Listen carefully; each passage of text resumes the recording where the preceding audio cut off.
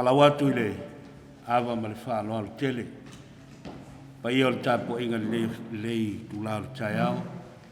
Tātou tūlā i lunga se i whao fi mai le sā le sunga le awao i a whamui. Ona whitai atu leo ia i a te ia. Wau nei, o le tui tū, ma le ola. O ne whatua tua mai a te ia. E unapa i nauti. Ai ola na mai. O tangata ola, uma o e whatua tua mai a te ia. E le hoti lama, yo o i le whakau. E o tie, te eo i nei mutu. Tunga maue, te eo i ai mau manu manu. Tui o le oti, o le anisala lea. O le maro sipoi o le anisala. O le tūna hikoto lea. O whetala i atu Jesu. Le ua i aile. O le ua i aile, i a te ia. Le manu manu. I a te tātou, tātou aile a rito Jesu Christ. O le kanata, e tātou mai, i le sokiti. Ko sa sa mas. Ko ko ya na mate. Tu va, oia. Ei ko tu va. Ai sala ni. E no vai a ko, oia. E ya. Ko le. Auta. Ko ko ya. Oia, oia. Vai ka ko pa.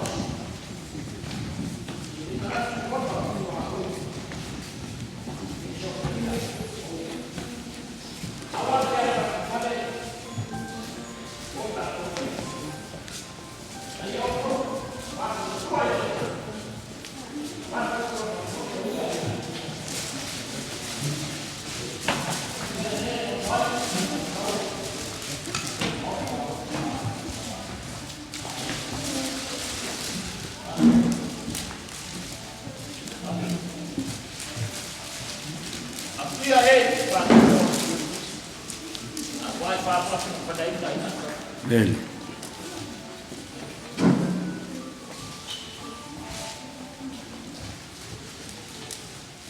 Ona fai mai dea o leot. O le ola. O a nebu. O a ri. O e manus. Atani. O e mawanonga. O le. O toa. O le tasi pea. La faya. E te no faya. E a uma. E a tia e singa. Mai tātou ni a lofa o le atua. O ia ke miso. E su. Lota tauri. Bele. O le taimani nei, mala watu i balvale alofa ea whao mailo tō wālo lofa i a whamui. Lala mai lalo le whapotonga ma whalo lava whawhitai, tai lo suga ma whiwhiau.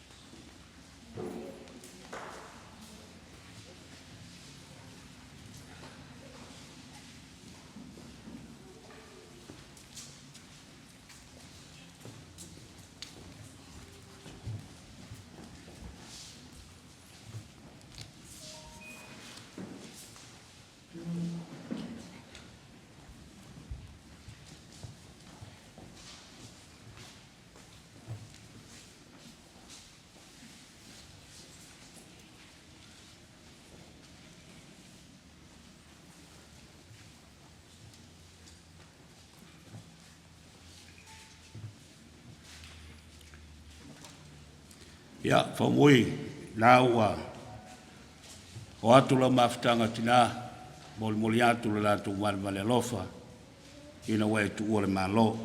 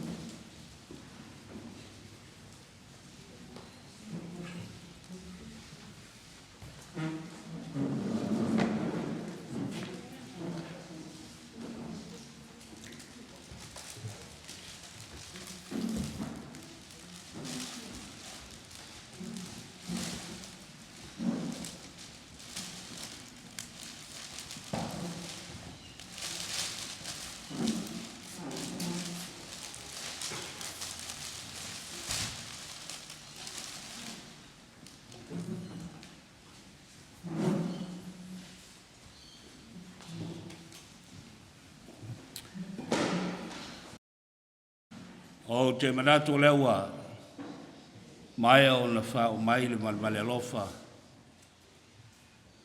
e kalesia, ia mai se wō mai masani, i le sunga leo au ia whaumui. Au lei amataina le tātou tapuinga, ia malia whenua lo whingalo whaumui, ia o te taritonu sa tāpena la o whai pese, Oe le sunga te pese ale ngā luenga le tua. O alo foi ni whanau i ante oe o lo tātā sa latu tāpena ina vi inga e whaima i ante oe i le whiau ma ngā luenga le tua. O le melea, maria lau whingalo. Ona ua le mawhai o na whātaunu ina vi inga o le tua e pe o na e manao mia li le tai au. Ona o tū la whonu. Nei e aluatu ma e mawatu. Ia ai amo e mātou se salatele, ia e malia lo whingalo, whai vi inga angelu ia te oe i le malo o saunia i le tua mo tātou. Na mea lea, na ia le suinga le tātou po kalame le nei tai au, o le atu sa loa le tātou tāpo inga, ia ma fuafuanga i pe ona iai i le nei tai au. La tātou tāpo i atu i le tua. Le atu ai, Wa mauno lo nei loto o te pese e whama maulama. O te whai pese ngai lo malu, ala mai ele nā peri ma le ki tara. O te ala lava i le tai au, i o mai, o te whai vi inga i ante oi luma o lu. O te whai pese nga fo i ante oi i luma o tangata. Se o tātou te talo, mo le nganga pa ia, Le atu aelo mātou ta mā o i le langi. Dei whonga lau whanau le lei tai au. Wa e si la fia te tonu lo malu le lei tai au. Wa olu whale mai le ainga loto whano noa. Le whanau loto whano noa. Wau mai masani. Se o mātou mafuta fantasi lo suafa malu ma loi la loifo lo whale titano. Ono le toi tampo inga, ma le toi sauringa, o le susunga i le awa o iafo mui. O le mea leo ua mātou mala au lea li ielo mātou te mā. A fio mai ala ua fio i teitu luina le nei tampo inga. Lo wanganga pa ia sausawina o lātou finangalo mo mātou loto. I reia mātou amatai le nei tampo inga, ia Yesu ke riso lo mātou wali ma lo mātou whaola o mātou te tāno tuai nei. Amen. Lai o se o whai tawina mai sina upu ma le whionga pa ia o le tua mo i tātou. A o lei whamaluina le mai a rio. Po wa tae le ipu aulo. Wa nuti le kante i le mea i le vaipuna. Wa ngausia le mea ta vili i le mai eli. Ma toi aluatu le fuefu ile ele, e pei ona iaia. Ma toi fo iatu lona nganga ile tua o lenu fo ina maiai. Mo whape mai le whailaunga, e matua whatau maa lama, e whatau maa mea umalama. Whamlia mai le tua i whaitawina, o lana fionga pa ia ile nei tai au. Ma ia te ia pelawa le minga nei o le whapamau lama. Amen. Ia ola ua, e o lo whailo atu, ia o le se mi inga o le sauninga le nei tai au, o le atu loa le tātou tāpo inga peo nei ai fuafuanga i le nei fiafi le nei tai au. Taimini nei, wala wina le, whanau lotu whanau loa i lau tō mori mau, ia mai se le wharetua ia sieni, ma le sunga le hao ia tu le, ia o le taimini nei o au tō mori mau, ia i le soifuanga fo i ma lau tō mafutanga, ma le sunga ia whaumui, ia o tu ua o tō, ia ai whola wantu i le malo o saunia i le tua mo tātou, whalo lava whaftai.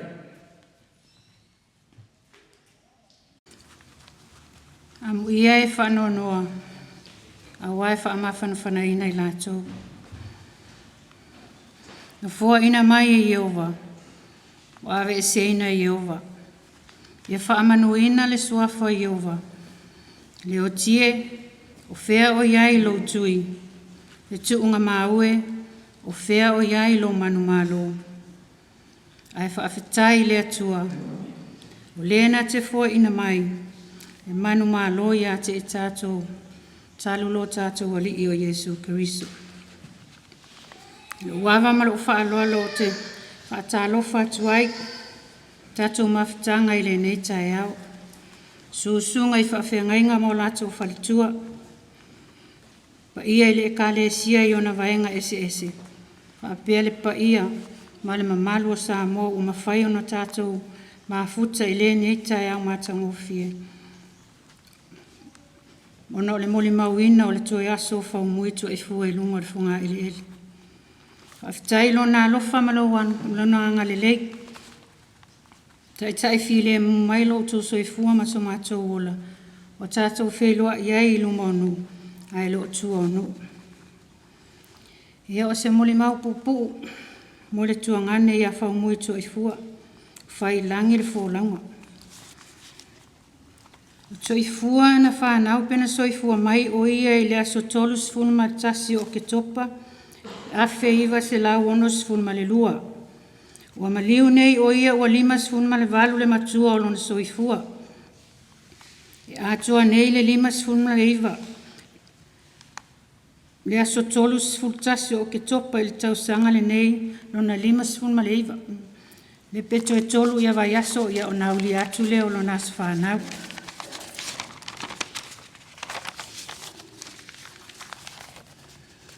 Soifua, sa whanau pena soifua mai ia pia i ala mangotu. O na mātua po o na tua a, o lona tamā o whau mui to filau fe alofai. Mai lea lala whanga o lalo maa lava i savai. O lona tina, o sina kei tuila epa. Mai lea lala whanga o sapapali i savai. E toa fitu o na tua whaafine. E toa fitu fo i o na usu. Toa sifulu wha atasi mātou uma. Ai lona tolu mai ai whau mui le wha solonga. E toa 5 olo i Samoa. Toa fitu olo i New Zealand. Ia maule nei e tau talata. Ia malea li ile wasola e tia i aina o au nei Australia. Sa malanga i foto i fua i New Zealand. Wale maua le tau sanga. Sa whaipo i poatu i lana mana mea. Ia feta lainga si temu. Mai le la whanga o sa tapuala. O whai langi le fōlaunga le tina o le ainga. E toa 5 o la alo. O le ulumatua o le alii le o whaumui whalitoi. Lona lua o Brian. Lona tolu o Sieni. Lona wha o Tia. Ai wii i le tamaitai le o tusi toa 5 ai. Toa sifulu lua na grandchildren. Toa ono tama, toa ono teine.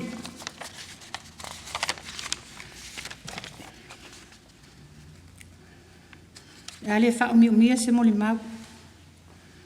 Ona o le lava o statou taimi. A tonu fo i sa whaafonga fo i le toa tele ana po i le tele o moli mau. Le ngata i uso matuangane mai New Zealand, mai Samoa, ai mai se fo i si o mātou tina o lo i Samoa. Ai le ngata fo i, o nisi fo i, pa ia le kale sia sa moli mau le po o tuana i atu. E tutusa uma mātou uma i a whaumui. Tutusa i o nauso, tutusa fo i o na tua whaafine, lo na lofa. E lea lofa whaapito i sesi teine a lea lofa i lesi on tua fine. O lea la fo i lea lai o na tutusa uma mātou moli mau. O na e lofa tele whaumui a te i mātou uma.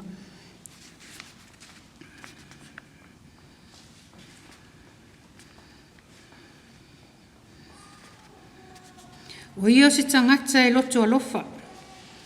E tutusa uma lava, tangata uma ia whaumui. Se ia o lava i whanawiti, ai taravou, se ia o lava i whanawiti.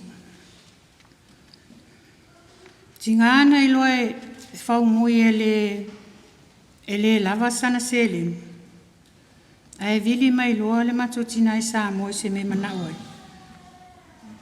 Ale lava na vili mai le ia, mai eng. Sau kupe ngā se i wha lava ile me la fo i Samoa. E ti ngā le mativa. Ai tau mawhai lava e whai se mea o mana o mai eises pe o Samoa po New Zealand. Tau mawhai lava whaumui i a whai. Ti ngā le mativa. Ai wha mua alo nā rofa i tangata.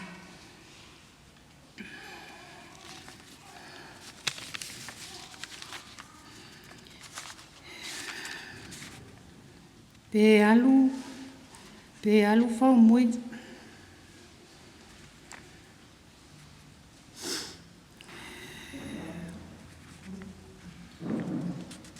Le mawhaina ngalo, si o tuangane le mamawhtanga. O na winga, pe fo isa whaafonga ia i moli maua na po. E le whai ngofie le tangata lea. Mana o lava whaumui ia mālo ia. Tina lava na whai atu se mea, e mana o ai whaile mea lai mana o ai. Tele se awa onga sa maua mai fo ia tia. Taimi o au taravou. Le lava fo le tuspa ia. Ai o le tele se awa onga sa maua mai fo ilo tangata. Ua o ilo ai nisi, vaenga manisi tala mai le tuspa ia. Ona o le fisoa seoani mai fo ia tia o tele o nisi o taimi. O sina tala pupu i le taimi o ta oto i le whale mai.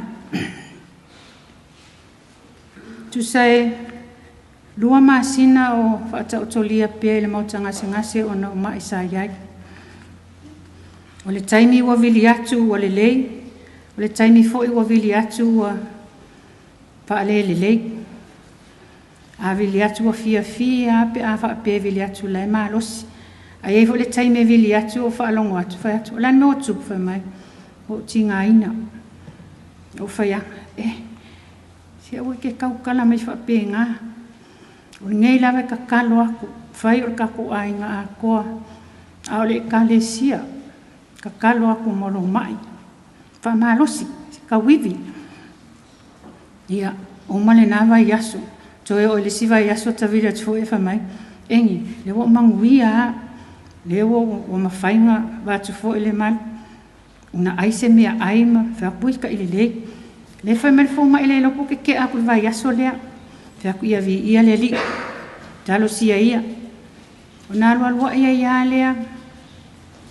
Wa i ulawa ina tingaina. Ma ave le potu tingaina po le ICU. Na mawhai ona tala noa mai. Ai nau olo le potu tingaina. Ua le mawhai loa ona tala noa mai. O tele tonga fitinga sa whea ngai mai ia. Ona wala au mai lea o fō mai. Mātou te watu. Mau te tala noa. Ia o le aso le sa matou atu ai loa ma le whanau, siana whanau. Ia, o le aso tofi lea, le aso fitu. Le aso fo i lea sa tape ai loa le sa matou iai umalava ma siana whanau. A tape ai loa ma le masini sa soasoani lana manava. O i fo i lea sa wala awina ai lona soifua ele matai o le langi. O lana tala mai a te au tinga aina i whale mai. Mai e, te wa isi au whangau. Ngai lako whangau, ia e alofa le le isi au whangau. Makausi, o le eifo ise ki ngā. O te whaalonga tulo i tala i o whea, ai, se kene si whaalonga ki ngā kala. Whai mingi kala maa, ngai a mangi kala. Whai mai ia, ngā lo whai ako ia ke o le kaimeni ngei. Au ke iloa lava o ki ngā inga. O ke le manga o fo i wha ki ngā inga. Po le a lava whinga lo le akua. Wha whikai, o le a walo malo o malie. Mo moli mai alo whaanga ia sa uma makalango ai. E ka le sia i o ngā vainga ese ese. Whaalau mai o ka se ko o kele. Ia, o lo o moli mai fo i alo whaanga. Wha whenga inga mai whatua. Tina ia lango, ia wha pēr o male e ka le sia akto ia oe. O i ka lo whai. O se tangata e whaangalunga tā. Le mātou mawhutanga i tono le ainga. E le ngata fo i lea o le mawhutanga. E na o maa ua i nei i Australia. Se tangata e loto alofa. E alofa so sesi. A alofa umuie e whaatau ai whetau i ma se whaiwhi au po se tangata matua i masani ai. E no wholole ma avele tupe. Ai asau ne whai atu. Oi, angaile o uma mai au whaakau. Whai mai ma whikau i fo i ma se whaiwhi au ai. Po ai ale whaiwhi au la te whetau i se siopi po whia. I ona no wholole ma avele tupe ai le lavalan whaatau toi fo i ma le what. O winga whaangalonga tai o le tuangane ia whaumui. E o fo i siana whanau.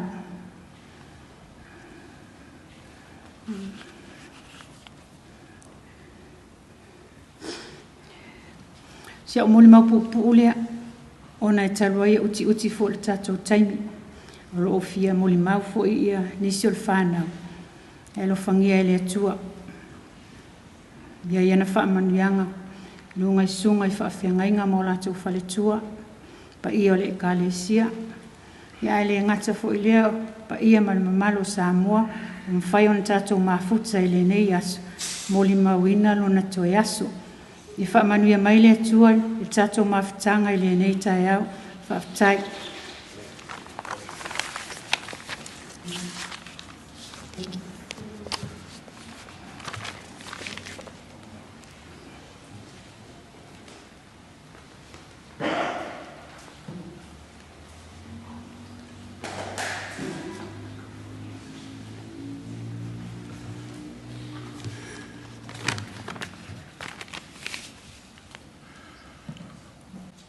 E mumu lava no si le veinga ma le whaftai le tua.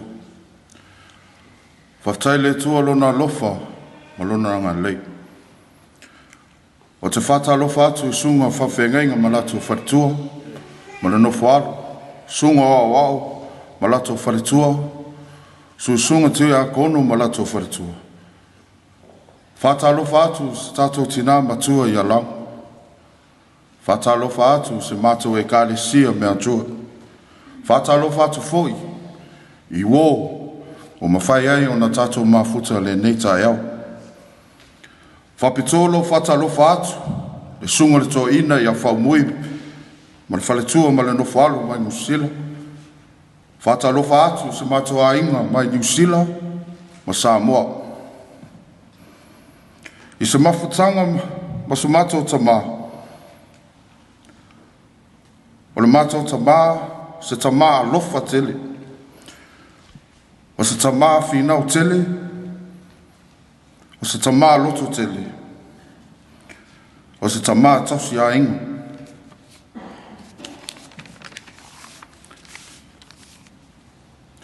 Sa mātou ta mā, le taimi sa mātou mafuta ma sa mātou tina. O le la tala ia mātou le whānau. Awa nei ngalu le lotu. Awa foi nei ngalu le atua.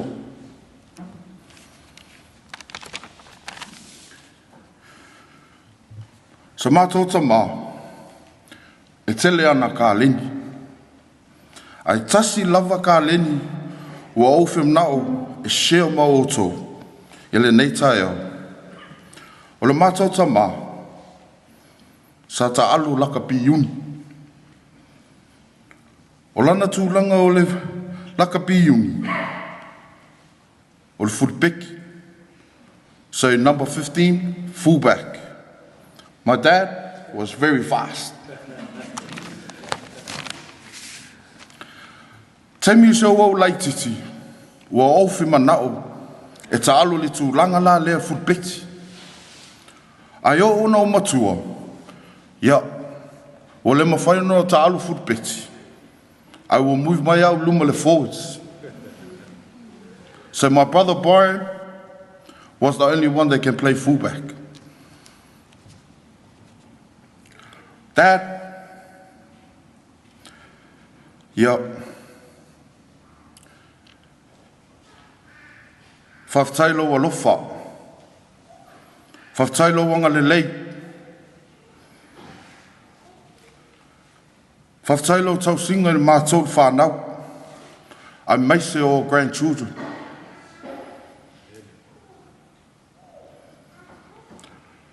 Whaftai foi dad. Le tau singa le tato a ingo.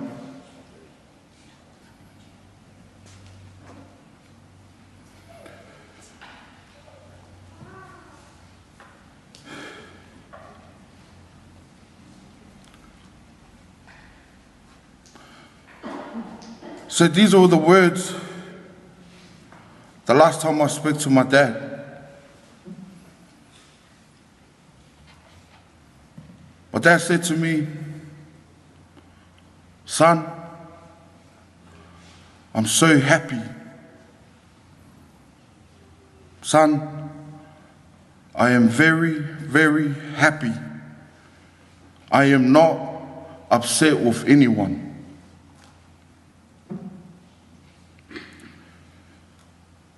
Ngai so pese whinau e usu malota ma.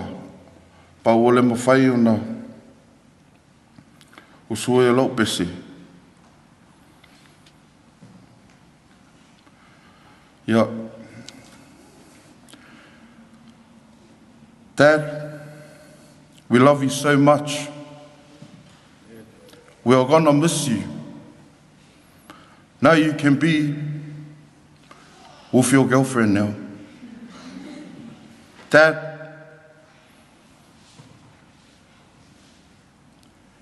ia manguia lo malanga. E swafa o Yesu. Amen.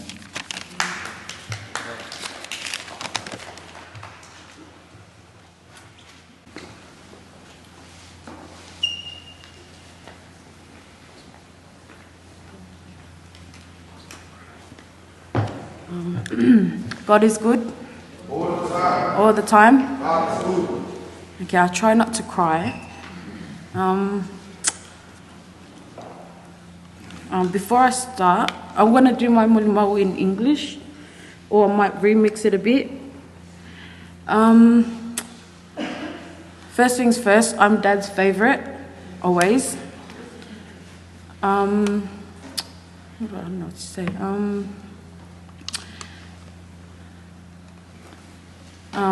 Auntie, Goy, and most of you already know Dad is, he's loving.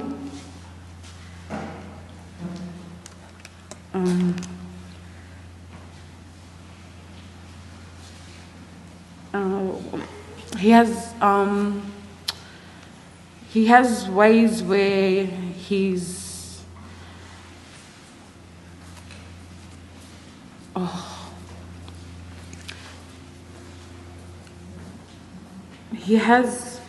what's the word? I think he has wingers that it's hard to miss, like he's,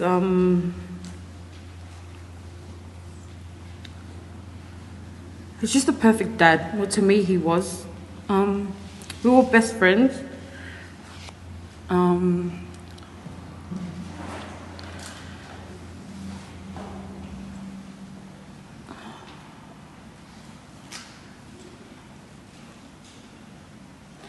He done a lot for me. For me, my kids, my siblings,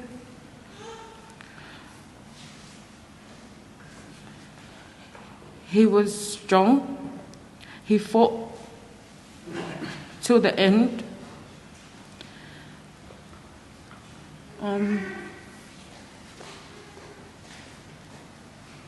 But I'm gonna miss him. He was my go-to for money. Now I have no one to go to because I know Auntie will say no. I did have a speech prepared, but it was long and I don't think it would ever end. But I just want to say that Dad loved each and every one of you. He treated you all the same. But I was still the favorite. Yeah, I'm just going to end my speech. Thank you. Manuelo Malanga, Dad, I'm going to miss you. Come and visit us soon in our dreams. And yeah, thank you.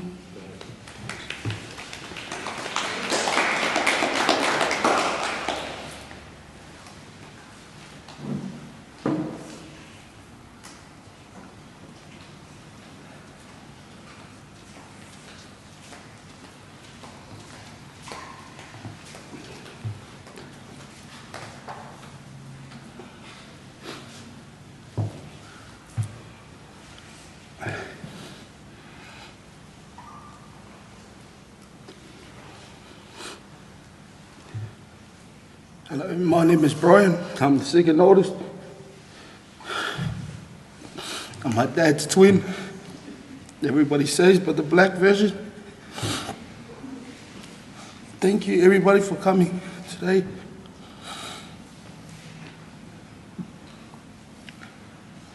I don't know where to start. I've got a lot of memories for Dad.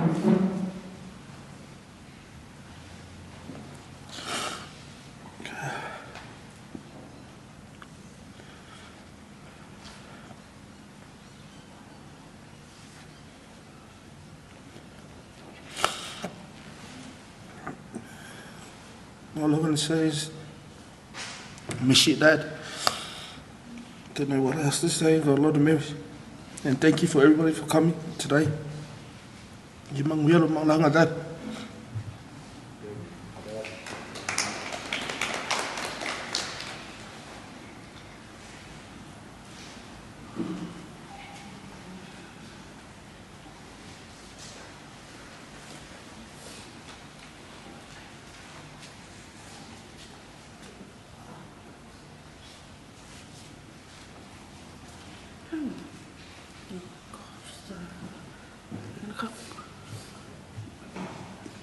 Oh my gosh. God is good all the time. Elelele ali'i. Taimi umalawa.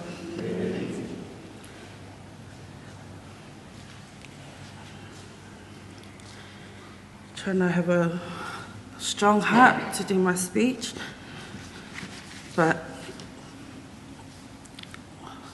wa'oela really loko vai, but our lines say I'm standing strong.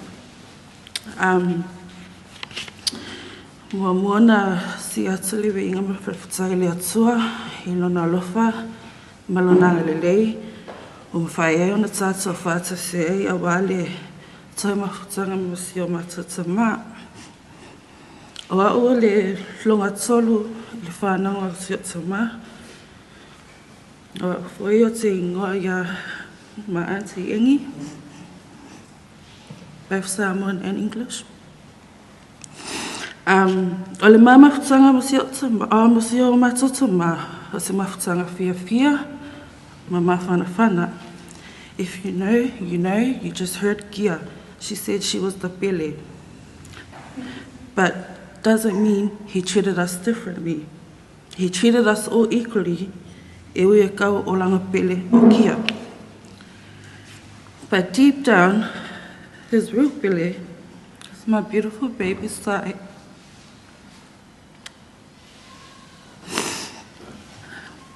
It's the main thing at Sai tell to comfort her every day. Her grandparents. O pele, o Sai. Sa whai mei o mako a karua pepe. Se on kukupu ai. We had to let her be with her parents. That way she can be together with her siblings. But deep down in our hearts, she will always be our baby.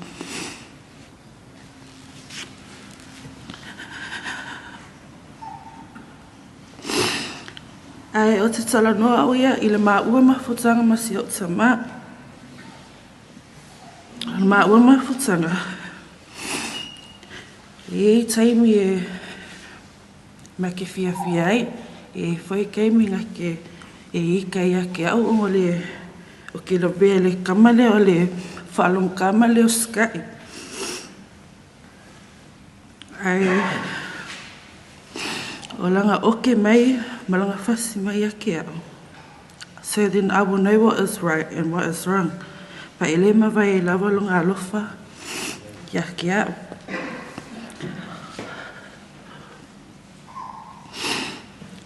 On the 24th of September, that was the last time I heard his voice in hospital. A kore ko lao makalunga. E whai ama, e makikalunga. A onga ni ingi makala. Ka ke whalunga ko a whamei. Engi. O ke ia kuai. Whamei oi, whapea wai alu. Makalunga. E whakua me lawe a ki au. I ku malosi. I le loko. A le ngaka lea. To my spiritual parents. Leoka and whaanganu. And the church. He was really upset when I left Mount George Church and I returned back to AVG. I've never told him this, but I've told my mom and you know, I can't force myself to be in a church. I'm so used to being in an AVG church. I knew my dad was upset because all he wanted for us was to support them and support the church they went to.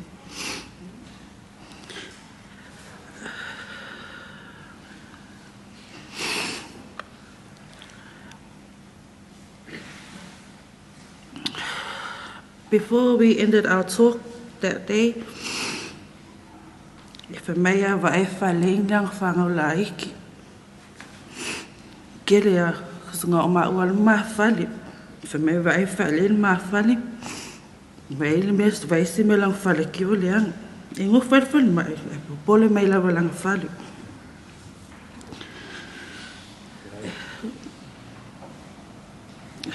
He ended his talk to me saying, "Koe au le gym." But I love my fat body. Koe au le gym. Me alo le gym ke yare we koe ngofu. Ma kula ula.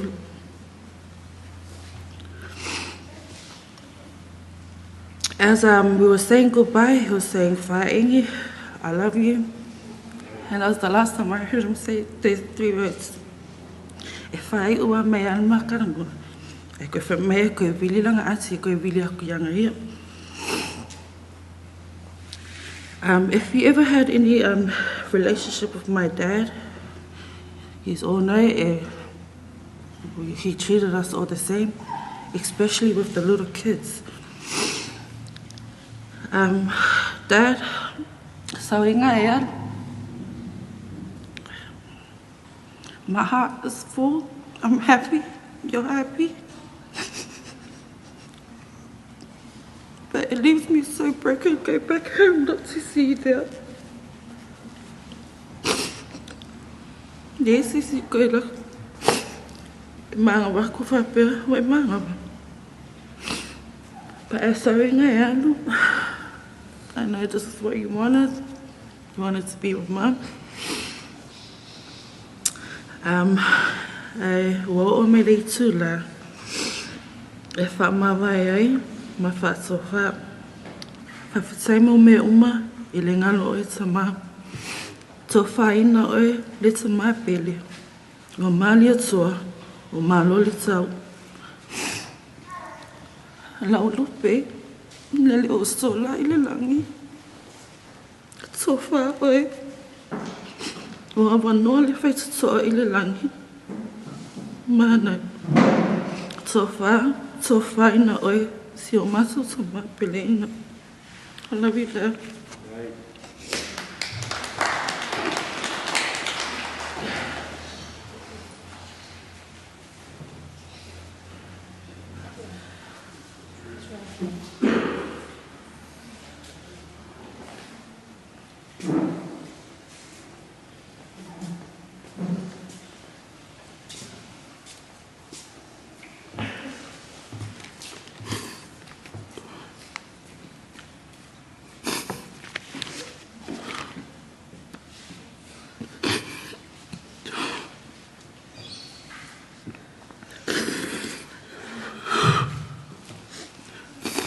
Hi everyone, my name is Joe. I'm the oldest grandchild of Twaifu's grandkids.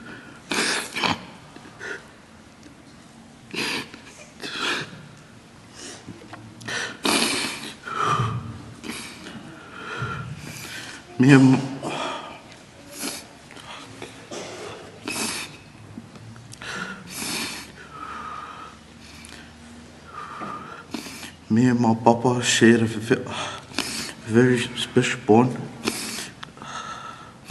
Last year I moved in to stay with my papa to help him and to be the man of the house.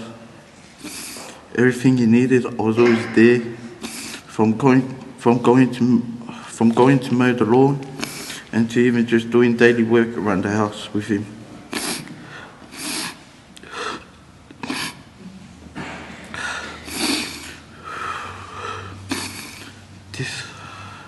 This has to be the hardest thing I had to do was watch my papa leave me behind.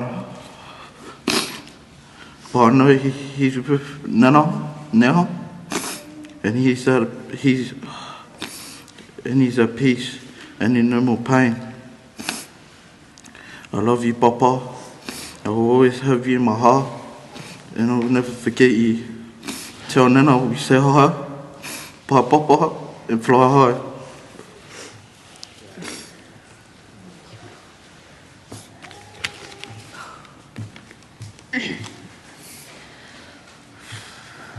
Hi everyone, my name is Paige and I'm the second eldest of the grandchildren. Just wanted to say a few things about our handsome, caring, kind-hearted, loving grandpa.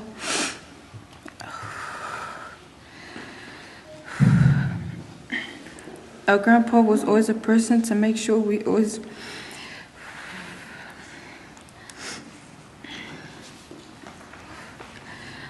ate before we put food on the table for him, and no matter how much food there was in the cupboard, he always told our parents to get one of our two favorite takeaway foods, which was KFC or McDonald's. No matter how sick he was, he never gave up on making us laugh and smile. He was a person who always supported us with anything and everything, and always telling us everything will be okay no matter the situation we were going through. Every time before he would go out, he always told us he loved us and he will see us later. Everything you've done for us will never go unnoticed, Pa. We love and miss you so much. Home will never be the same without you.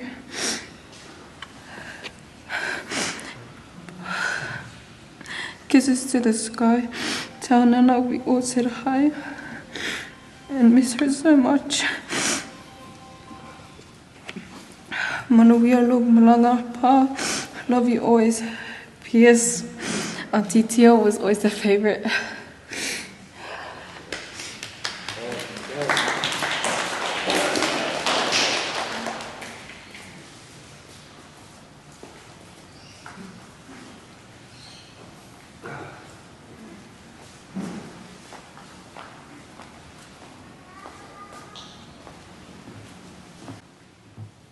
La to lewa le se molimau le o mai molimau alo mfanau o le sunga le ia famoi. O le taimini lei ia o le atatu matu foi i le foi sa ia i tama ia so ia ma taimi sa soifua mai ai o ia mafuta mfanau ia se tatu matai ia ona tuatu le la no le sunga le fa pengainga mo le tatu tausanga le fia le tau mo fa lo lava fa tai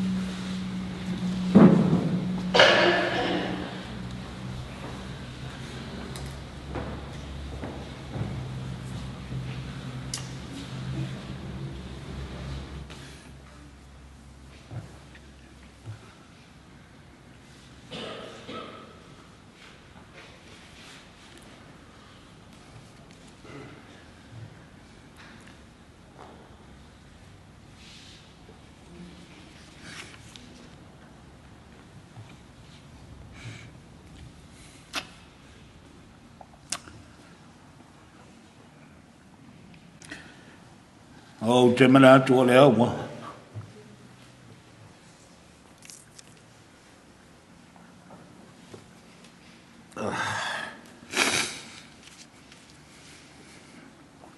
whaafonga mai a inga i Samoa.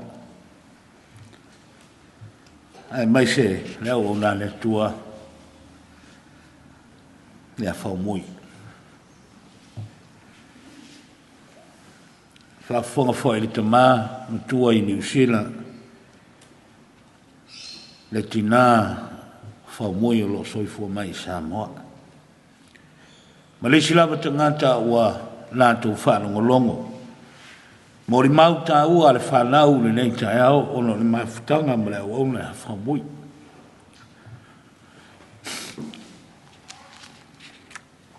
O le ase o tamu whai sina mori mau wha le nganga. Mo le au le nei. O toifua o se tangata o le matua loto ma losi lava. Na whapupu sa mori mau le teimi ino ua mafuta ma whamui. Sa matenga tā ia tau wingo le nei tangata. Wa manino ma malama no lātou a inga i wingo whamui mai le soifua mai ma le o tuptupua i tono lona ainga.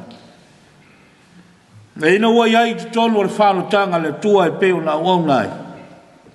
Se i o mai ina mātoi mafuta i le nei fo i tua le tō vine le tua. Mate mafuta ma whaumui o te le i loa ni winga o whaumui i le soifuanga nei. O whaumui. O le tasi le nei pautu toa o le whiau ma ngā ruenga le tua ina ua mātou ngā rue. Ina waru wai le mato mafutanga i le lua afesu malua. O ina iai le suinga. O winga o whaumui te tolu o le whiau ma ngā ruenga le tua po le kalesia le tua.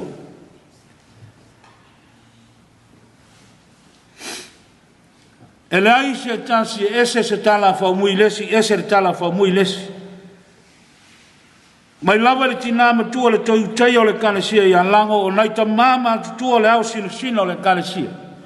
E o lava i alo mawhana uiti o le kalesia e tu tusa uma le tala noa whaumui ma lona fina ngalo whalia. O vaenga ia e ese le matau tia ai o le nei o wau. E langona ai le whano noa ina ua fo iatu ma ua malanga ai satu o ia. Whamui tonu o le whiau ma ngā ruenga le tua. Lewa. Ai le ai se tangata e le vevesi ai me uma i tu tonu o le mato kalesia. O leo o sola o na ta ua le i tu tonu o le mato kalesia. Walu le tangata whatupu whala me lave. I le whatupu whala me lave o whamui. O lo wa iai se mea ta ua wa whafangu tu tonu o le kalesia. Wa tu tupu ai manatu le lei, tu tupu mlangona le lei, mola fi au ma ngā ruenga le tua. Ia pangale o solo. Ala unga whamui le upo le tua, i le aso sa ma aso sa o long tofi. E le alo toi fua le tala noino le afionga pai a le tua. E tu sa o lava e whamui le upo le tua. Po ai le ita ai, o ai le fifi ai. E le ai ase po le whamui. O le mena tupu i tutonu o le kalesia ino ua tuputupae ma ua whai langi ni whalaunga na whatua i a lenga. E te le se whi au ta ua na momoli mai e whamui i tutonu o le kalesia. O whamui le tuspaia po le fionga paia le tua. E tau loto mai lava ma malama whamui le kenese tau le whalinga. O le whiau lea sa momoli la wauna le tutonu o le kalesia. Leo oli ai le kalesia whamui. Te tonu o le ale ngal oi iau ngal wenga ala i la fionga pa ia le tua. Leo ma ona ai le lu o le tua. Au e tu ua le malo. O whamui.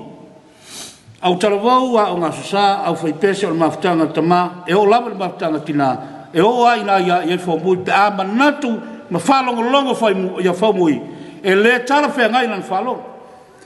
O nei mafutanga i tono le kalesia. Pe sina tama i mea wha pētale no aila o ngā susa, au whaipese, au tarawau, e o lava le kalesia. O se mea ua le lei ua mae o whai u se tapu se stanoanga. E le ma whai nga fōi fau ia whamui lon fale, e lei malia le loto le mea leta le noai. Ia la mai lo le fōi se manato le uong, ono bebesi e le o fōi le rekasi. Le ana mori mawina le sunga le ao, po le whonga le kalesia le la ua maftanga. O se mea ua le lei le tana noa le kalesia. E toi maso sofa o se manato o whaumui. A iai le mea ta ua lo i tutonu le manato o whaumui. Ia matang o fie tu tino le whiau mele ngā luenga le tua. Ia whaumui. Le mwhai o lo wha matala ina le lei aso. Ma le lei tae ao. Me le lei na e whai e tutonu le whiau mele ngā luenga le tua. O lau tu lai le upo le tua. E le ai sesi o tangata o tutonu o Australia nei. E le o malama i lo tangata i le whiau mele ngā luenga folfola le tua. Talo le auauna whamui e le umalo o whamtalaina. Leo moli maulo a inga. I le soifua auauna a le ngate leo lo soifua tupua i tono lo nai, lo tau a inga. Ia leo whalongolongo iai. Ia le whamui pe ono whai atu e tele moli mau. Tele mea fia moli mau ai atu. Te mana tua le nei tai au. Ai ai se mea e tale noina le kalesia, wa faali mai a te ulo manat. Ai whaalonga le fono le kalesia au talo wau para whai pese o te lea luatu le mea nai tsaua. Ia o nā fo i lawa o la vea ia oi. E te le fo ia ia e te whai lo mai ai tono lau talo wau, le nga makala wā par whi au, mai ama ama, a lewa mai i o suri tana. O winga ia e le ngalo ia tia, ai ai le mea tau le nai te mo moli mai ia tau, ina ia whai se melele. Manatu ia malangona mamafo fango o tupuai ono o melelei sai fai fai fa mui ta maftanga sirfia le tua e lei so se seri ta maftanga o se fe au ta ua ma le loana e fo mai ia ta we ale le so swani le upo le tua e o lo ile langi lo tau ter tolo le ta ia fa mui ia wai le no fo ali o le tua sa pai o e angelu i le langi wa sauni e le tua. I ulava na mato loto whano loa i le lea tunu mo le leila lo langi lo mato iai. Tātou te toi whenua i le malo o sauni e le tua. Tari tonu, mo le mauma le kalesia i ngā luenga le lei, neu leo e whaia, o te tari tonu, o le afua mai. I a wha manui e tele le tua e lau whainga malanga whamui, i le swafo Yesu. Amen. Na watu le sunga le whapengaiga, ia mo le tātou talo le lei te au, ia ona fai o fole o tatu tapu ei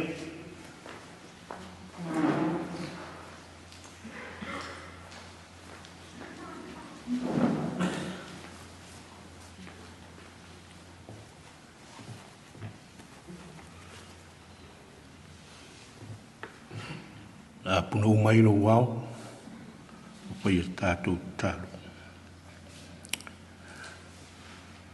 pa te tele ta mai lo wanga le ma lo wanga lo fa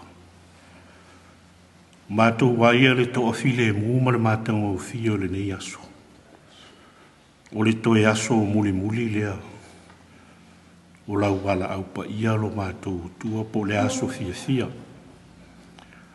o le sunga ile o ia fo mui ma to te fa stai tele lo ma to tu ona o le aunga lea ma le wha moe moe o mea umai na ua. Lātou wha fufonga mo mātou wha longo longo. E alai mōli mau mau mau tū. O le soifua au auna ma le olanga lue o le tangata i le lalolangi nei lo mātou tū. Wha whetai tele o na o tāleni. Ma tiute ma le wala uina sa e tō fia ai. E whaatino ina ai lo mātou tuala na au aunanga. O leo wa manino le matao le vai mea umalawa. I lona lofa ma lona ngale leina whaatino ai. I le tausinga o le whanau. Ai le ngata i lea o tutonu o le e ka le sia i so se tiute whai. Ai mai se foi o le nuu ma le a inga a toa lo mātou tua. O le vi inga le foi a te oe lo mātou mutai. Whaftai o mātou loto ona ua taulu mata wholau lau wha maa whanawhananga. Ire a ai o loto ma whina ngalo le whanau. Mo whaingo fia e ona lātou whaatino le mori mau i le iaso. Lātou vale alofa. Ai maise o le alofa tū lai o le tamā mailana tau singa. Ma le whaatinonga ona tiute i totonu o le ainga. Ai maise o le e kāle sia lo mātou tua. Whaafetai tamā. O lau whaamasino ngā o au. O moli mau tutu. O le soifua au auna ma le ola ngalui o le tangata i le lalo langi le nei. Mātou te mau tino foi. Ua e saunia ma e tāpe na ina. Lona no foa i le mā lo lau fio. Wa uma ona e saunia ma e tāpe na ina mo ou tangata. O e tari tonu ma whaatu tua i a te oelo mātou tua. Ai pangalea. E iei teimi mātou te sasi mo mātou whaale tonu ai. Mai le amatanga. Mai le atua. O fuafuanga ma tiute, ma whaatataunga, o lau wala au pa ia i le soifua, ma le ola o le sunga i le ao i a fōmui. E i teimi e whesasia i a ila ngona ma manatu o le tangata. Mātou te wha maulalo i a te oe ni o mātou se mani o mātou whale tonu. Wha mangalo i mātou i le toto i Jesu ke visolo mātou tua. Mātou tui nātu i a te oe mana o ngā uma. Sauninga muri o te toe lo mātou o tua ma vaenga o le polo kalame. Mātou te tatalo i a te oe i a i umana manuia fuafua ngā uma ma so se whaataunga. Na mātou te talo tama wha manuia e lau au whainga ruenga. Sunga i a o ao mo lātou whalitua. Ki a kono foi mo lātou whalitua. Le mamalu o le e kālesia i ona tūlanga tofi, se i o lava i alo ma whāna uitilo mātou tua. Whaamanuia lau fio i le yasu. O le nāra mātou te talo, malo mātou o lenga ato ai, ma manatu o le tangata lava i alo mātou tua. Tu mau mai e lunga i a te mātou umare manuia silisili ese o elo mātou tua. Le mawhtanga wā lata ma lou lava nganga pa ia. Nei se i o le whawawau lawa. Amen.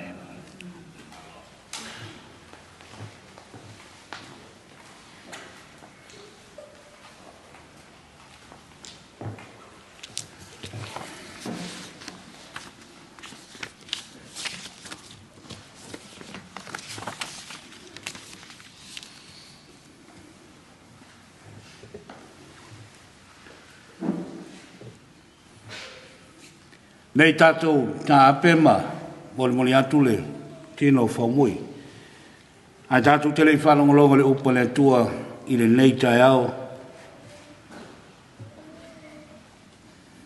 O le launga i le suafa le tamā le alo ma le nganga paia. O le amaua se upa e whātāua ina i le nei tai au ma le tusi na tātou whaitawina mai. Whai mai leo ni nai upu o te fia whama mawhaina. Ua nuti le kate i le vaipuna. Wa ngau sia le mea tāwili i le vaieli. Ua ngā solo au. Ua ta ape papa. Ua ngā se toto le masina. Ua usuia le whano. I le sunga i le ria wao i a whaumui. O le sa tui matangi olo, a wale fe au fola le tua. O le sa lango sua i le auna le tua. Le pangalea, wa motu sia le mafutanga mawhaumui. O le wanga au pa ia le tua, e le ai se tasi e mawhai o le ia tau fia. E leo se loto le whanau, e leo se loto a inga ngalua, a inga poto. Po se manatu le auauna le tua, po se manatu le tua fine lea ma te mau la inga. Ole finangalo le tua. Fama lava ngā luenga le na uonu. E ui lava ina nuti le kate i le vaipuna. Lele ua tae. Ua motu. Ua nuti le li. Le tangata sa whaima pautu le peau mara ngā luenga. Au te le tau wha ma taleila. Sunga le ao ia wha mui. Wa ngau sia le mea tawili le vaieli. Finangalo le tua e motu sia lana ngā luenga. Wa lava lana whasoa.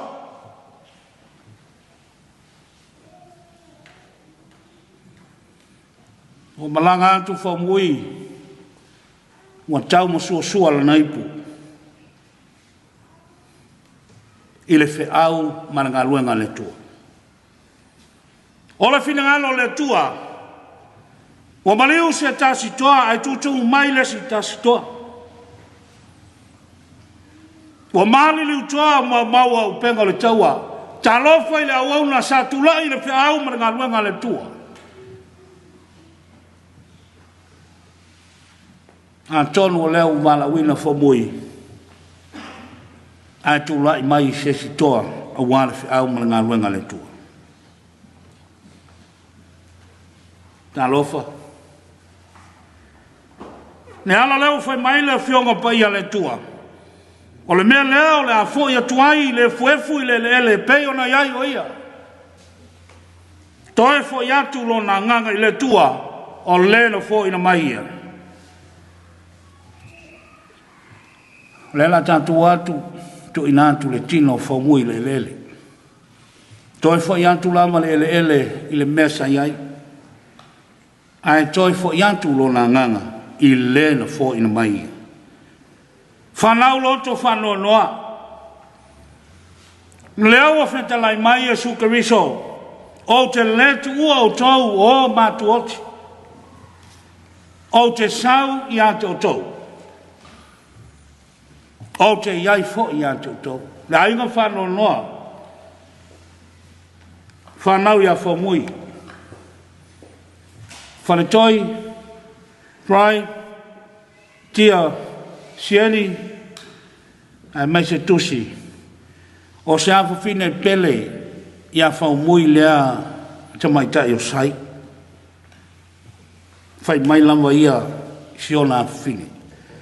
E moe ana i ona tuli mai, e moe i ona vai.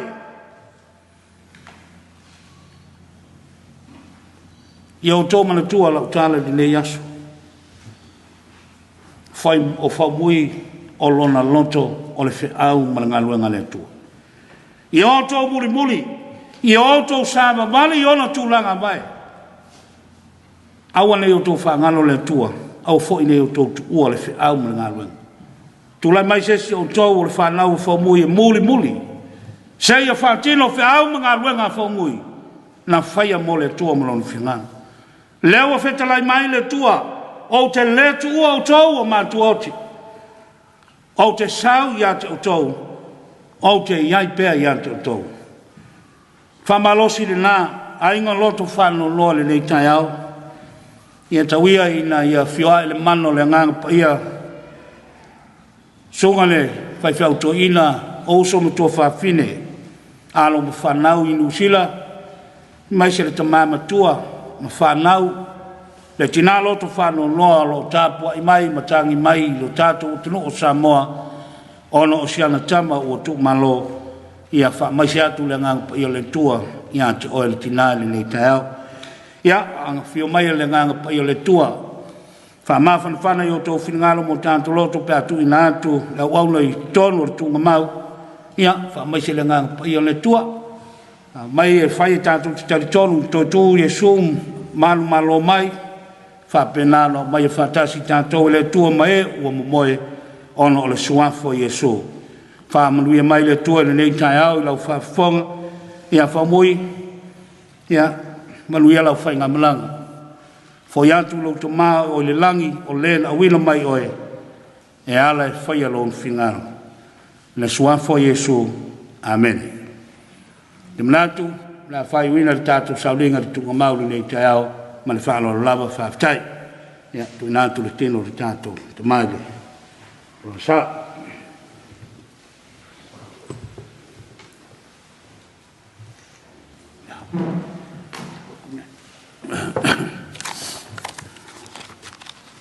Ese es mi sim. Ese es mi. No.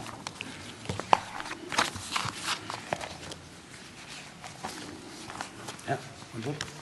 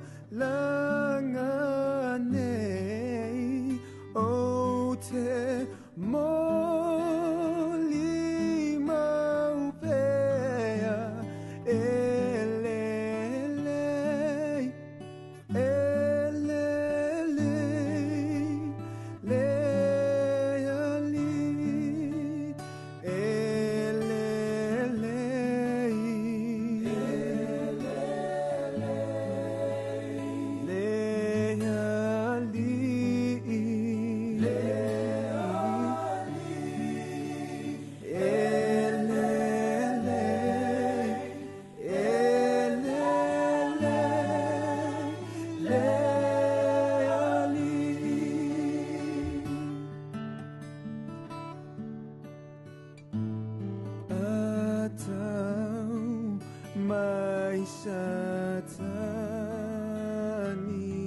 ilona sawa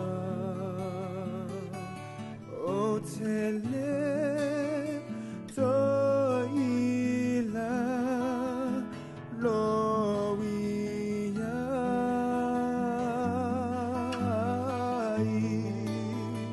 o te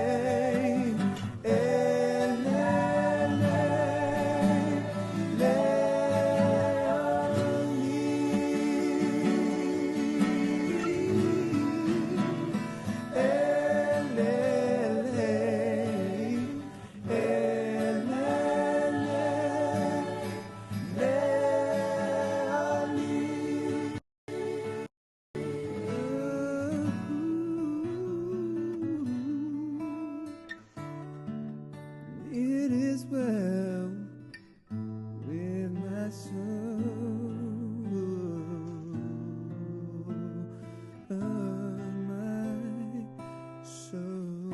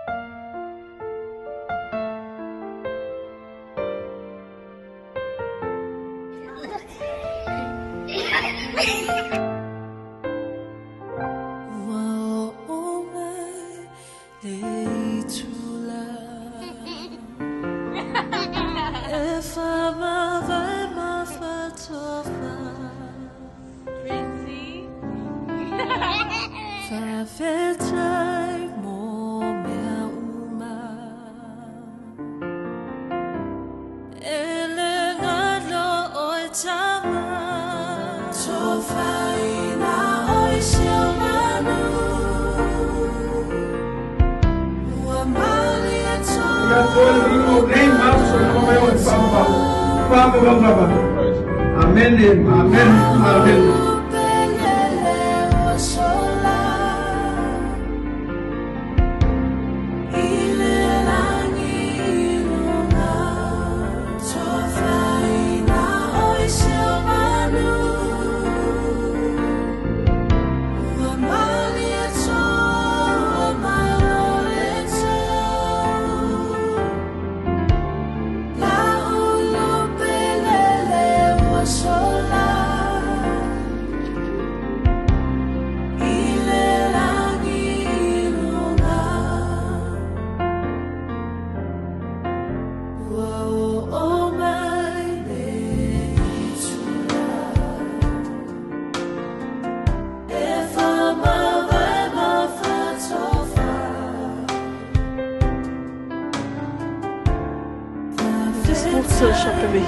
And he said, "Famangaya," he took off his ear.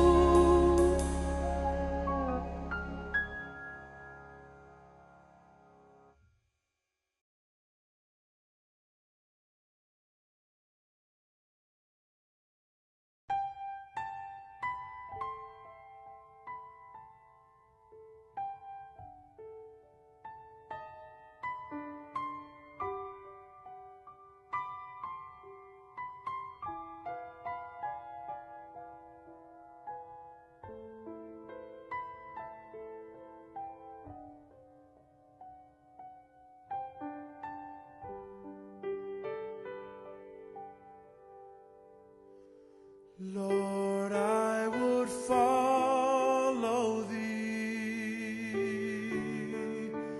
give all my love to thee.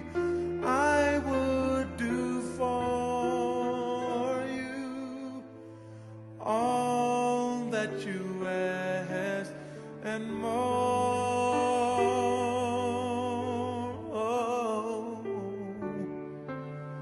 Give me strength and help me to be a strength to those in need, to bear another's burden like you did for me.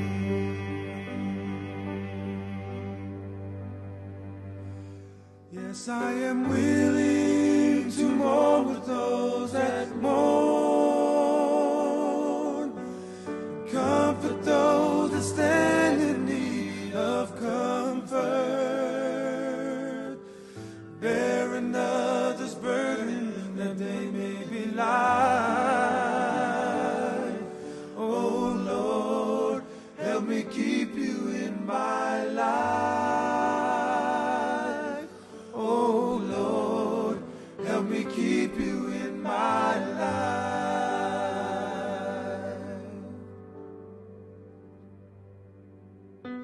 The road will get rough along the way, but help me to trust in you and never go astray, that I may always be a strength to those in need.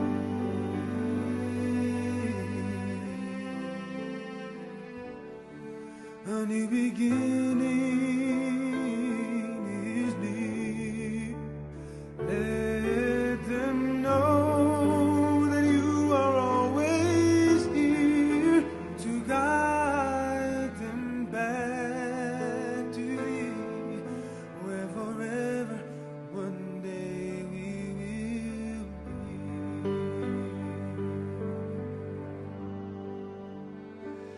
Yes, I am willing to mourn with those that mourn, comfort those that stand in need of comfort, bear another's burden that they may be light. Oh Lord, help me keep you in my life. Oh Lord, help me keep you in my life. Yes, I am willing to mourn with those that mourn. I am willing, comfort those that stand in need of comfort, bear another's burden that they may be light. Oh Lord, help me keep you in my life. Oh Lord, help me keep you in my life.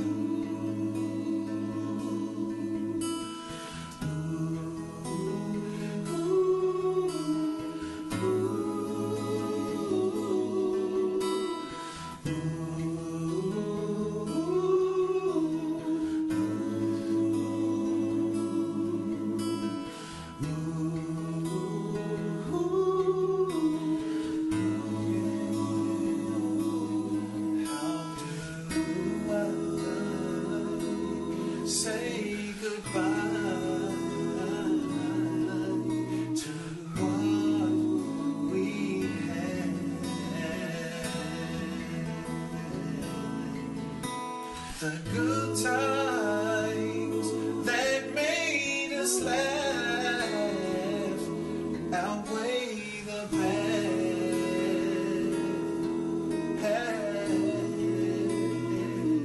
I thought we had to see forever.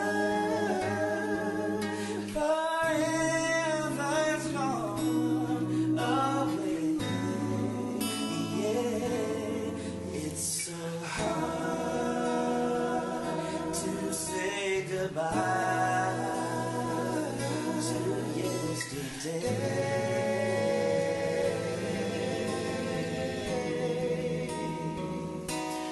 And I'll take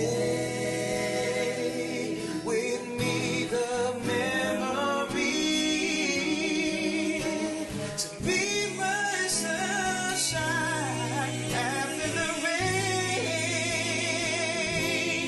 It's so hard to say goodbye to yesterday.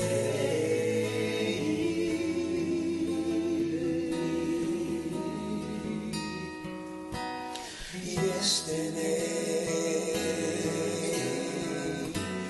all my troubles seem so far away. Now it looks as though they're here to stay. Oh, I believe in yesterday. Suddenly I'm not half the man I used to be. There's a shadow hanging over me.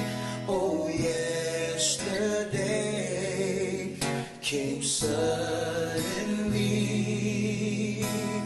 Why he had to go, I don't know. He wouldn't say.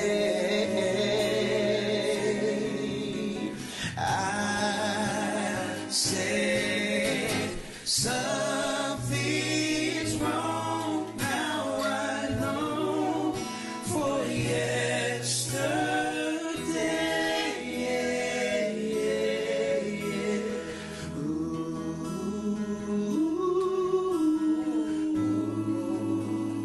No, you shouldn't do that.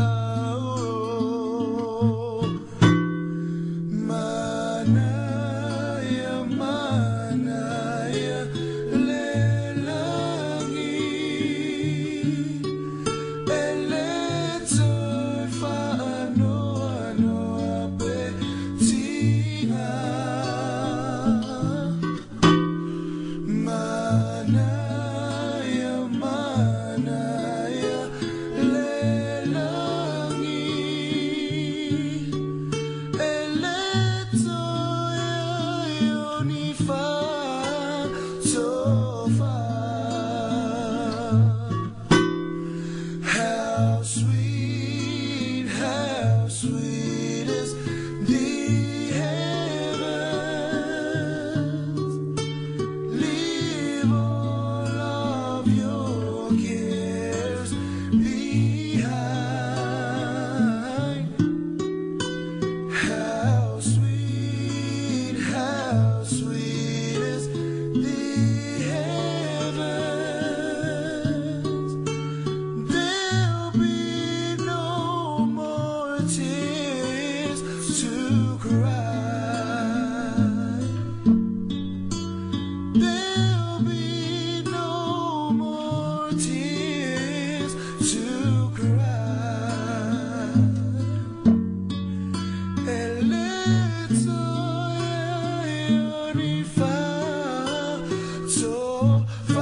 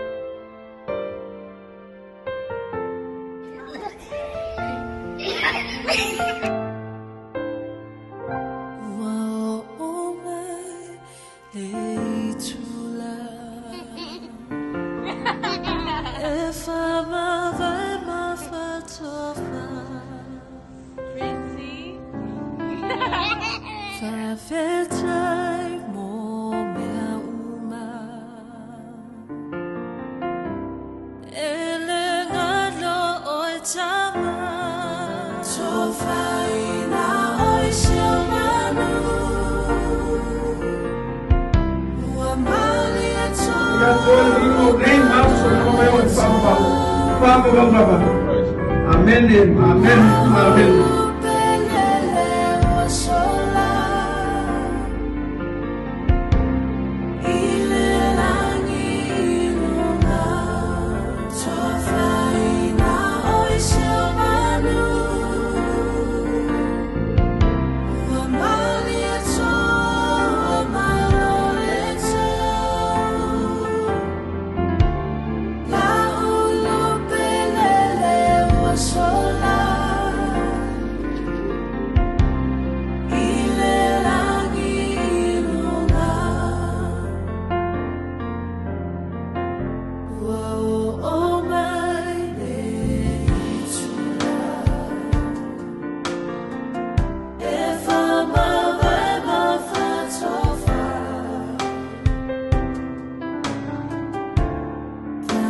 sports shop over here, and he's so whamangaya, he took off his ear.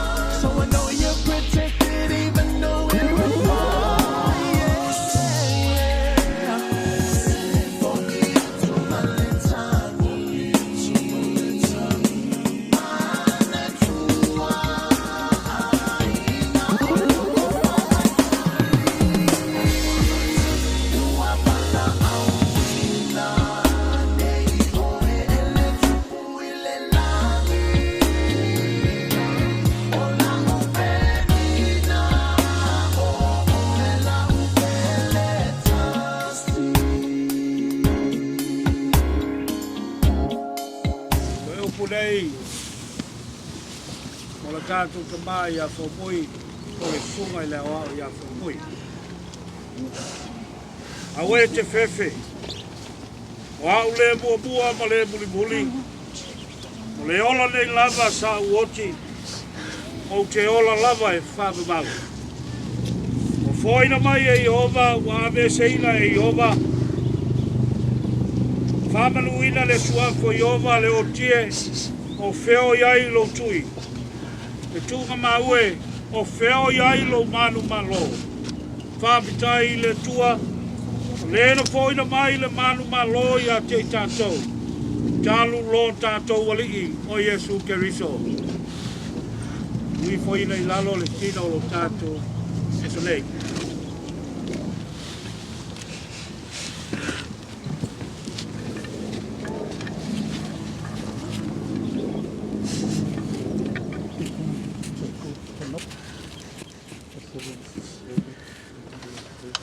Wao no le pule tonu le mua i lona loko tunua waweina atuai ia te ia le ngango lo tātou sonei. O lea watu ina atuai lona tino i le tuka mau. O le ele i le ele. O le efu i le lefu. Ma le efu i le efu. Tātou te tari tonu ma le matua wha moe i le toitu i le ola e wha mau. Ona o lo tātou oli o Yesu Keriso. O lea na te liua o tātou tino nei o leanga ia whaia e whāte tau i lona tino māte o fie. E tusa malemana, nā te mawhai ai o na whāto i laloina o mea uma i ate ia lama. Leke risoe, o oe o le tupu mamalu, o oe o le alo e whāmamau o le tamā.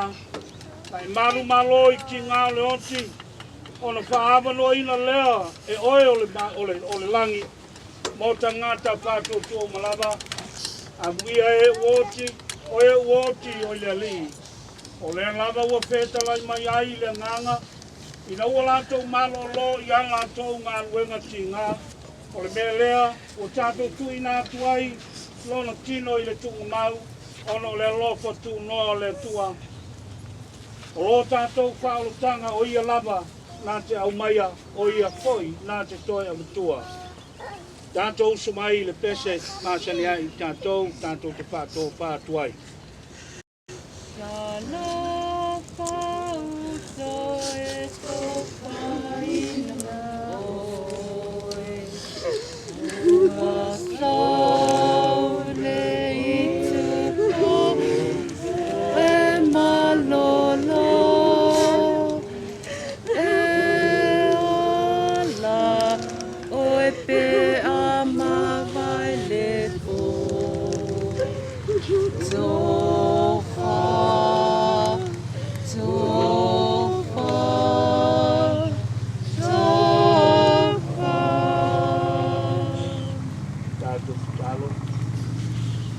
Tuae lo mātou ta mā siri ese. O lea wa mātou tu ina tu le tino. Lau o ona i awha mui. O le pele i o mātou loto mo mātou wa nganga i lau whi au pa lau ngā nuenga. Le tua lo mātou ta mā. Whamanu mai alo wa nganga pa ia mo i mātou. O mātou ta talo. O iai o ie le malo wa e sau ia mo i mātou. Le ola e whamanu. O mātou talo. Ki o mai alo wa nganga i kai tōru e ingo mātou. Ne ia tūlau le asu. I le loto whanau noa a inga ngalua e mai se whanau loto whanau noa. Mai se lo wa nganga pa ia mo i mātou. Ne ia. Mai se o lau ka le sia uo mai masali o mātou. Mori mawina. Le tu ina atu alono tino i le tunga mau. Le ali ie. Ia ina le tunga mau o lau o wauna nei. Ia o i le whamavau lava. Amen. Ia whamalia tele le tua i lau whainga malanga whaumoi. Tātou whelua i le langi e whamavau. Soifua ono o Yesu. Amen.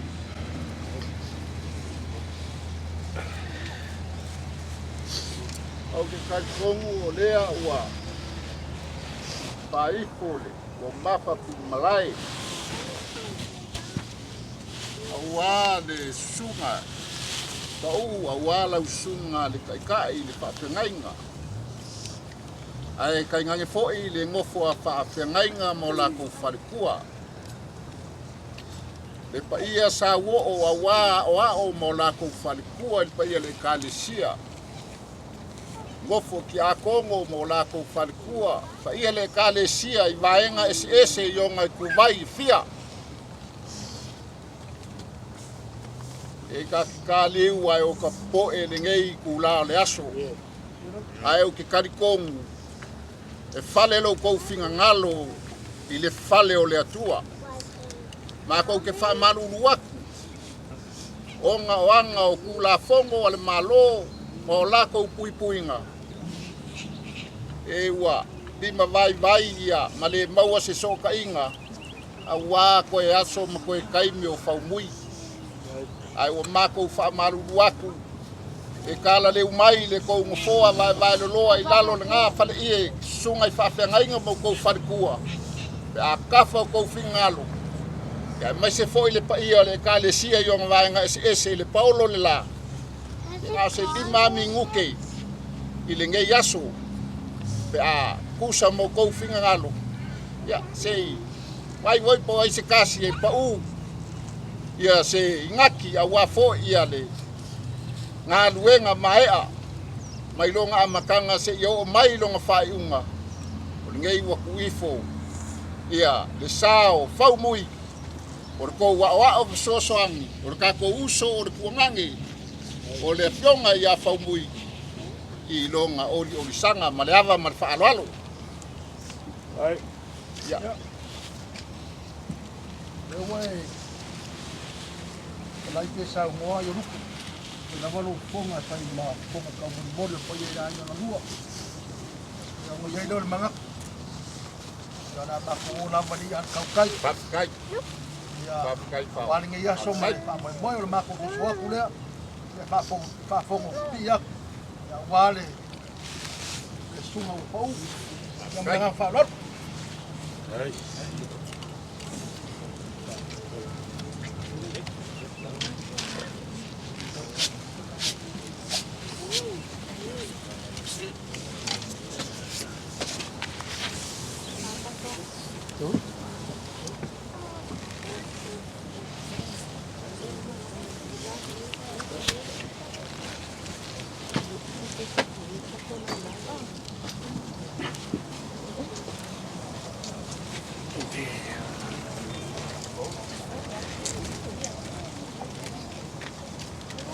Papa mui.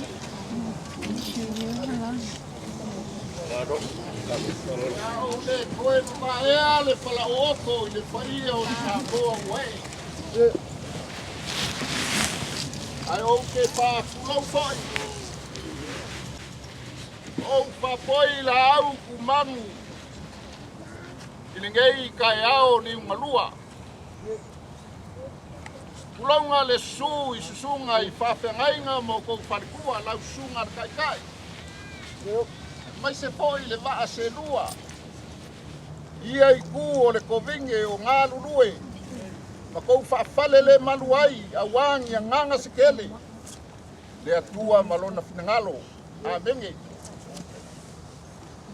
Whaakulau a kufoi le paia o le kalesia. A maka mai le fufonga o le kalesia o le keu oloa. Ionga i ku vaenga ese o i ku vai e ola ai le ngaluenga le atua. O le paia la valea. Kou sama, kou whai ngā, o paia le popo. E le mawhai anga momoe se kala ai o lupo. Le anga o kou paia ngā whaakakia o seia. Ua uma ngā aisa ma pangingiu. E mai lava i le vavau. E o lava re ngā kaanga. Ngungu aku la whaakingi o kausala o le ale o i ai saukala. E mangu le aso ma le kaimi.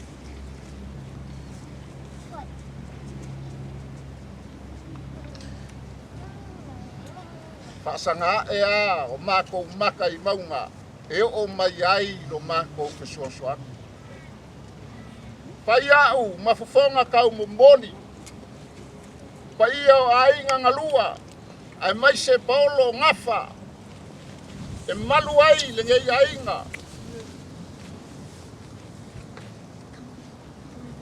Ako ke mumboni aku. O le whaafikai kele. I lau sunga le kaikai a maka mai. Iaso o iai faumui le falmai sa e kalo, sa e kurivae. Sunga i whawhengainga mo kou wharekua e ale pa ia le kalesia. Kalofa. Sa kou kangi, sa kou kulu, sa kou kuwaku, maka kou ngō mangui leli. I leo so kou whinga ngalo. I leo so mākou loko. Le ai e whai ko kasi lava le whinga ngalo ku ese o le pule. O le pule ao lava i le langi ma le lalolangi i le ali. O le maa e kongi whako, o le kao e velo le mangi ngoa. Whai le makua e whai le moko. Le aua iei le so. Wakako le mafuka. I le lau fonga fia fia. Ai o le lau fonga ua pau. E ala i langa bala au pa ia. Mori a kwa ila le whawhakai a mai se lau sunga le kaikai, ka maa. Awa o lau mamoe, sa e kausi. Te ngei ua whaamanga vainga nga ngā ruenga.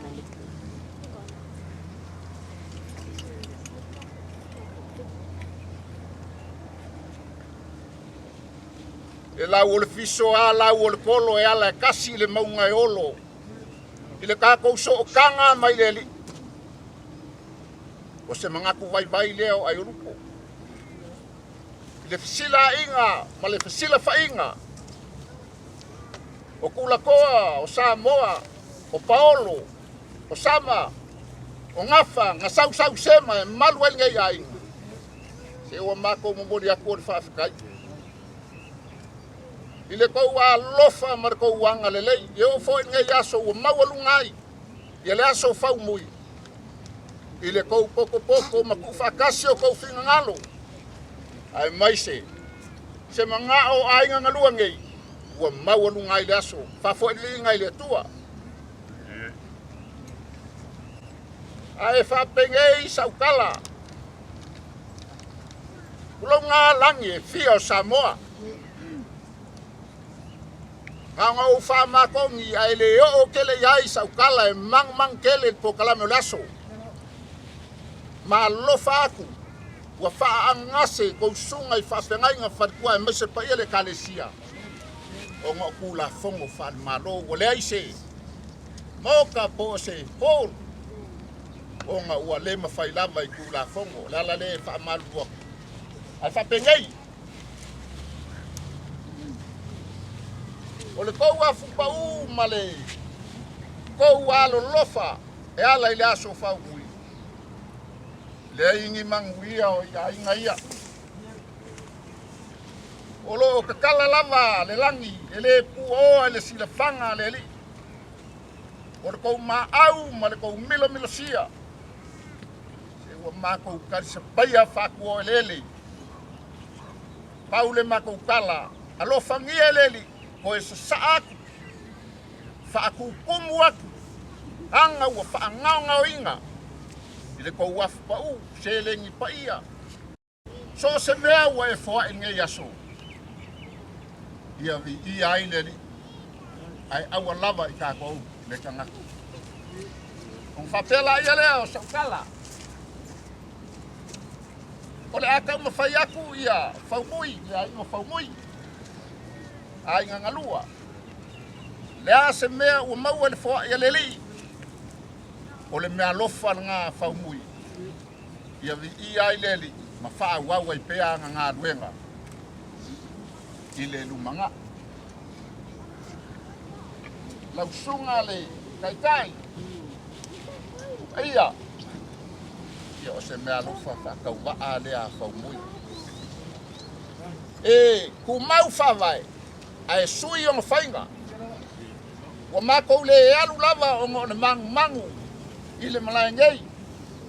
E ka ke ku ai o kalilia. ai malia mai ala usunga o le te kusi fa ka wa alanga o yai fa alo nga uma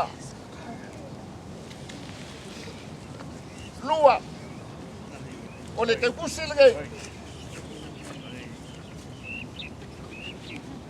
fa yai se wa ka mafkanga malu farkua lea lea e kau kua kufua au ikau ai e mali lie o ngā kula fongo ale malo ai o ngā ua faa se lengi aki se mga ia voe ale lua kalkal ngoa ia ma faa kau se lua kau mafutanga i lau guava ma lau faa lalo o faa o salgai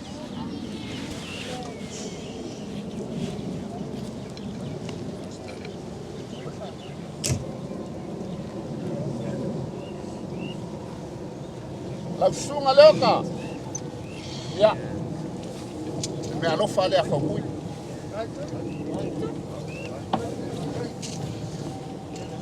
ia o le selengi ngei a wase lua kau mafutanga pe a kala atu au masuak ia ia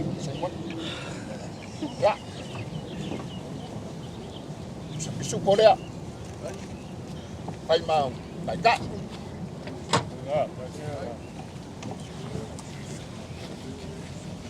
Lila, nagsunga, ya fapenga foi.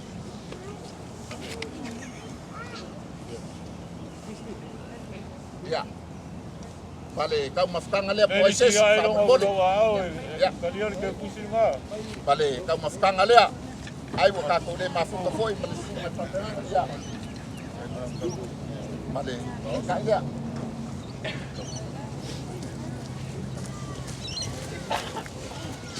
Tele pa iai o le kalesia, e kalesia pele a faumui.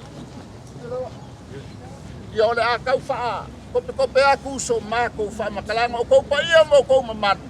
Ia ngungu aku faa kingi o kau sala.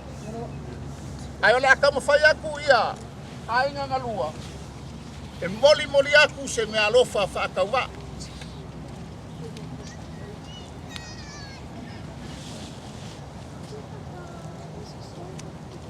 Laua i le kavale ia e kou whaoso e mori aku i le mauka o le whonga le kalesia.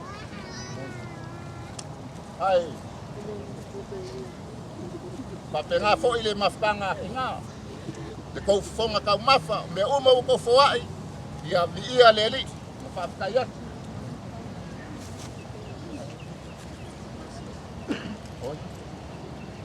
Ia olo iai vo i ma kou ke kusi, e suaku o kou kau mafkanga o ngā ua le ai lava si kako whamalo skingo wa whapukua kuai o le a kau mori aku e le sunga i aku le epa ma le whakua ai whapengei ke le mori mau sa ua fo i le sunga i whapengei e maisi fo i pa i o le kalesia o kama leo whaukui shows ya mga o ai faimel le wa sawie ai alua ia se kaulanga le mo faumui di mate kala ya kala masinge ai fo ya longa ngalue ai ko nga maso so kau au ya le nge wa kala le ko mafukanga o mo le tinga ngalo tasio le ya, on fatele o alofa mai le atua pulekele. Mawale ko fa nga isunga i fa fengainga. Ya sapea fa ua. Awa nganga. Mawa fo ile fakua, awa falkua. Liliu mai le vai o singa, ile ikule kalesia. Na o flonga le fonga o le kalesia. Ya. Mawa so fingalo. Bawa saulaunga vai se foi le te woloa ia whamaongi awa lo sila lava fongo le li ngā ruenga ma kofi wa kofia ma wala wingai le ngai ku o le kalesia awa ngai solo le fue pe ngau le koko i kula koa o whare upolo le kalesia maua le whaukuan mawhtanga ki ngā, le au kalavou, o upulanga kalavou. Ia maua so kou malosi e tauku ai, le pai e ainga ngai ngai le kalesia malu o whalukotu. Ale liu mai le ei ku o tākou. Vai, ia, maua se whinangalo ku le e palea, ma le ku iau ngasa, ma le makau ainga, ai o wola i le alofo le tua soifua.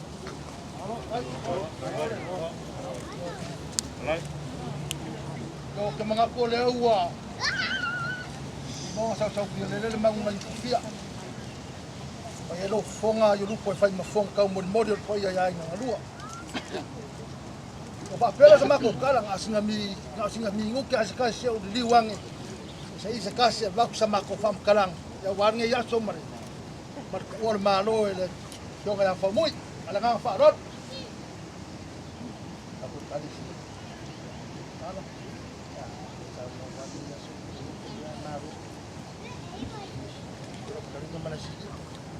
Kai kara, oi ai maro, ia masaro avea pero ki como mari kai ma. Como mori ka ko itare tia. Ia kuma ko mo ngai ora ki mo mai me a la uma. Ia. La ka ko ia sila, ia lo ia kai ma ia mamuia.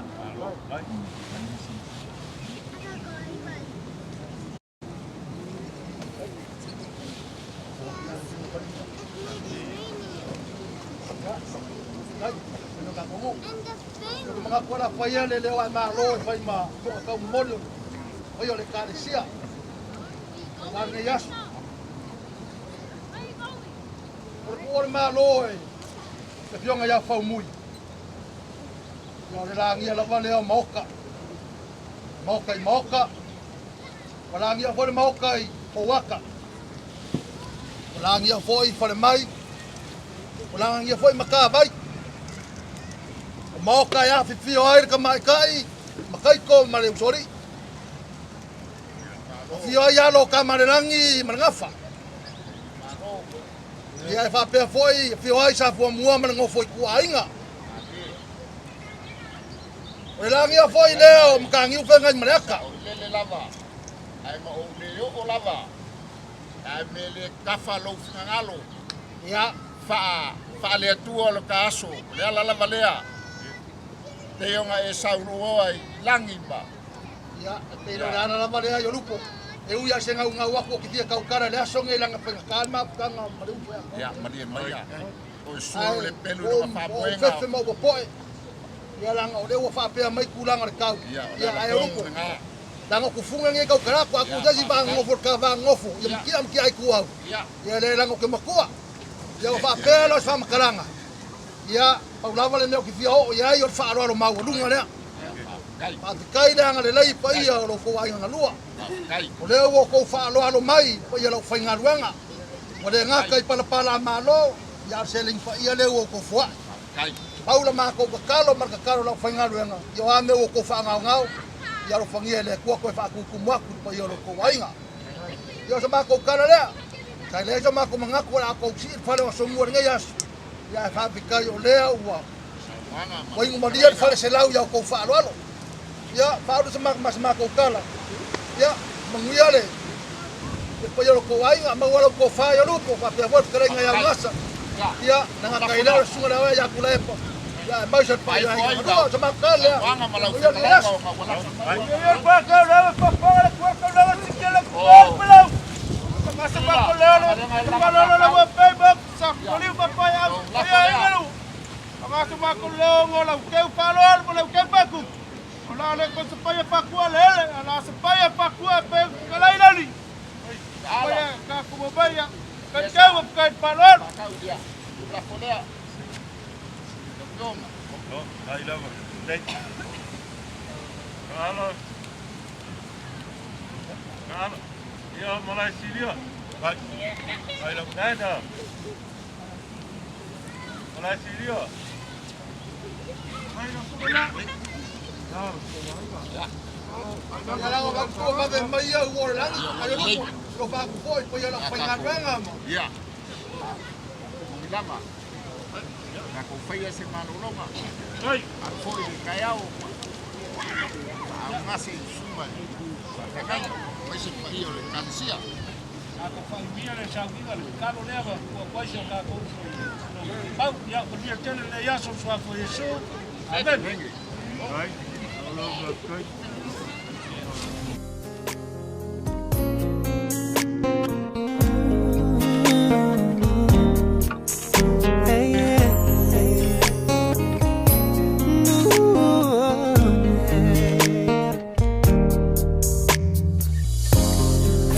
Smiling every day, looking back at me like nothing ever changed. I swear I heard you call my name, but in reality, it's just your picture in a frame. Why am I here without you when there was so much left for us to do?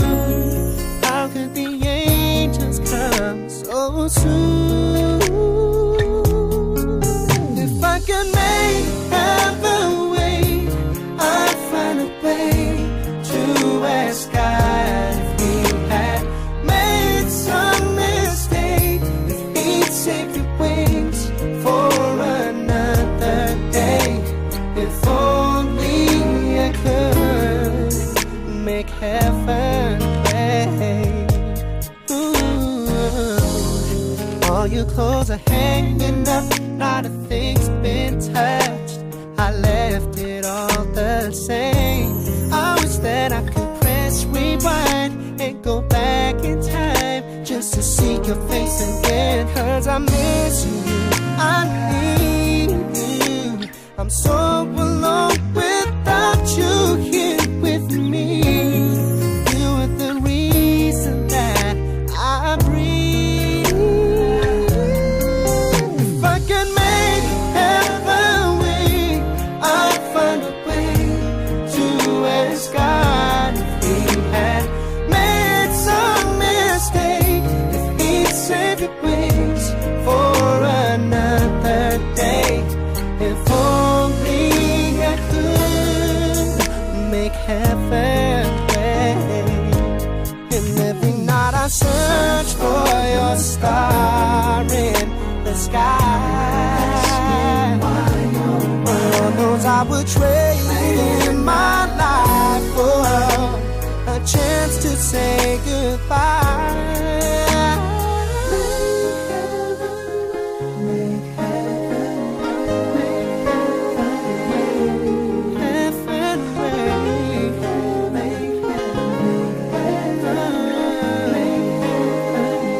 Make heaven I'd find a way to ask God if He would, if He could, if He'd save your ways for another day. If I can make heaven wait, I'd find a way to ask God if He had made some mistake, if He'd save your ways for another day. If only I could make heaven wait. If I could make heaven wait.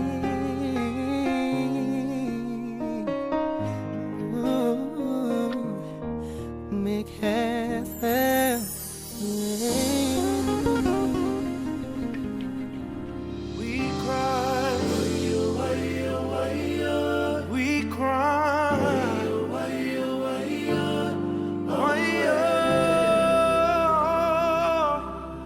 oh, we cry,